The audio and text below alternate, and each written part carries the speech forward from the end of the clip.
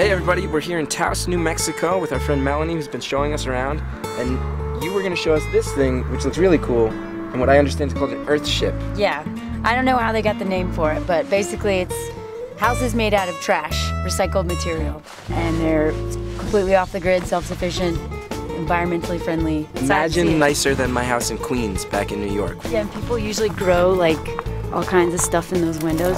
I have a house that's not made out of trash, and the oven hasn't worked in 4 years. They have an indoor forest. The view from this earth ship is the most beautiful mountain vista I've ever laid eyes on. The view from my apartment in Queens is my neighbor's roof, which has a bunch of old fucking shitty wood on it. It's like a beer can house. This whole house is decorated with beer cans.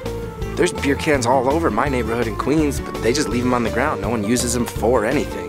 The next time I see some homeless guy in New York with like a shopping cart full of cans, I'm not gonna be so judgmental, because maybe he's just an architect. When Melanie told me that there were these houses made out of trash, I was kind of psyched, because I was like, oh, I get to go see these like weird shitty houses. But this house is amazing and beautiful, and I realized that my house is the shitty house. I live in an apartment where my room doesn't have a closet. I'm 30 years old and I have a roommate I've known since 1998. It's really pretty miserable the more I think about it.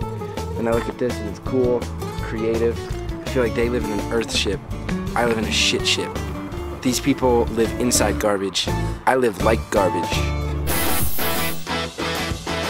You're just like, I'm underground right now. Yeah. You know what I mean? In a thing made of trash.